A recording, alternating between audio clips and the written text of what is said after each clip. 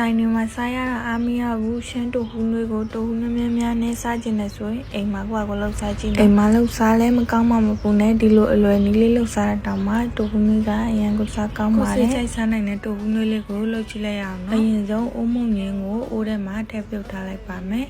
သူကအကြာကြီးပြုတ်ဆရာမလိုပါဘူးရွက်ကလေးကနွမ်းတော့ပါတယ်ဘင်းခောက်ဆွဲသားရေကတစ်တာထဲမှာထည့်ထားလို့အရင်မှနေရနဲ့ရေနွေးလေးခဏလျှော်လိုက်ပါတယ်ပြီးရင်တော့ပြင်ဆင်ထားလိုက်ပါတိုဟူးနွေးလုပ်ဖို့အတွက်ရွှေညောင်ပင်တိုဟူးမုံကိုတုံးထားပါတယ်တိုဟူးမုံကိုအစင်ပြေရခွက်နဲ့တစ်ခွက်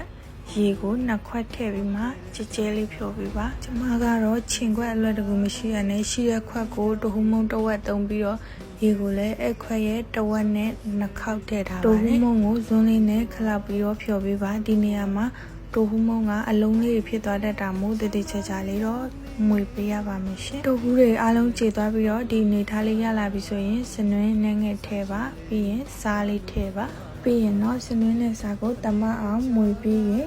အိုးတဲ့ကိုစကားလေးနဲ့စစ်ပြီးတော့ချပေးပါမစစ်ရင်သူကတိုဟူးလုံးလေးတွေပါတော့တတ်ပါတယ်တိုဟူးလုံးလေးတွေမကြည့်ရင်ပဲစိမ့်စောနံတတ်ပါရှင်ဒါကြောင့်ရှိတဲ့စကားလေးနဲ့တေချာလေးစစ်ပေးဖို့လိုပါတယ်မီးလေးနဲ့တေချာချာလေးကြိုပေးပါတစ်ဖက်လက်လေးမွေပြီးတော့တေချာချာလေးကြိုပါတိုဟူးသားနဲ့ပြစ်လာပြီဆိုရင်စီလေးတစ်စုံကိုဖြည်းဖြည်းချင်းထည့်ပြီးမှစက်တိုင်းမွေနေပေးရပါမယ်စီလေးထည့်တာကတိုဟူးသားလေးကိုချွတ်ချွတ်မွေ့လေးဖြစ်လာစေပါတယ်15မိနစ်လောက်မွေပြီးပြီဆိုရင်ပဲစိမ့်နဲ့မရတော့ရင်ချလို့ရပါပြီရှင်ပဲစိမ့်နဲ့ရနေသေးရဆိုရင်တော့အိုးကိုစက်တိုင်းမွေနေပေးပါခောက်ဆွဲကိုတိုဟူးနွေးတဲ့ကိုထည့်ပြီးတော့